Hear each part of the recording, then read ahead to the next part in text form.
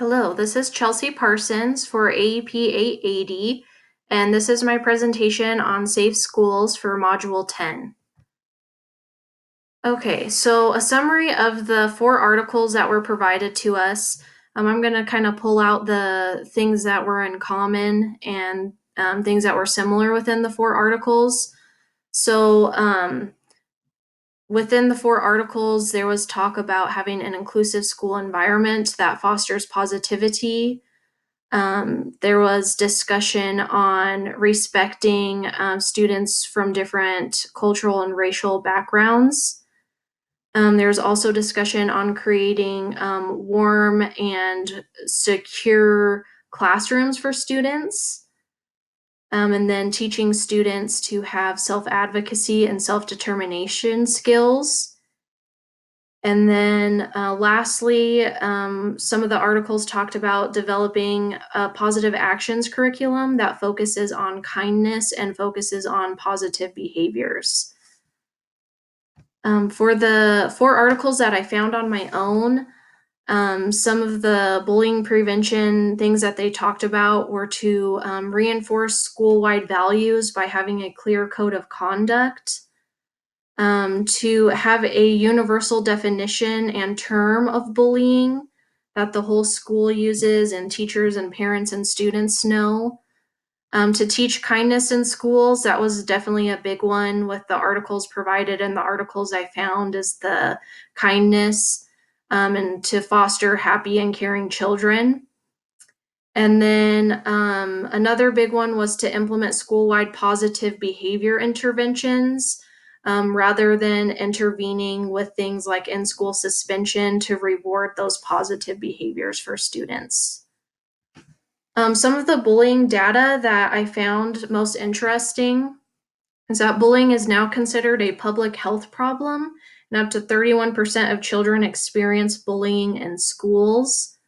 I didn't know that it was considered a public health problem, so that to me raises a lot of red flags and shows how serious it is.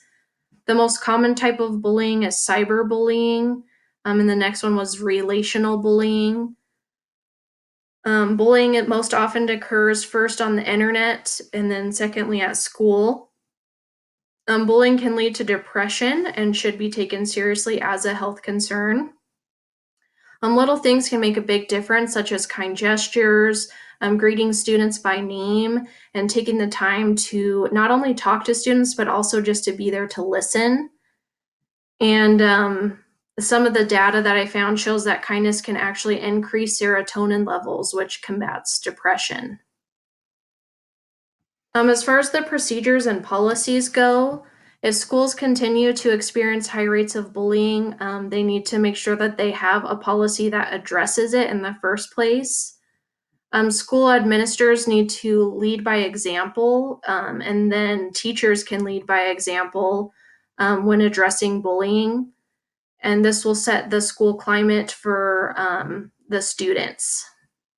Schools need to have a code of conduct in regards to bullying in which expectations are clearly understood by all people at the school that it would affect, including parents, students, school faculty, and staff.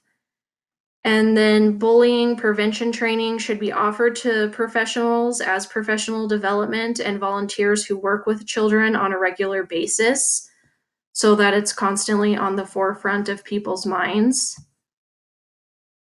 And then lastly, creating a community of care. So when action steps are taken and the standards are embedded, bullying will greatly reduce once everyone in the school setting takes it upon themselves to stop and prevent bullying and intervene when they see it occurring.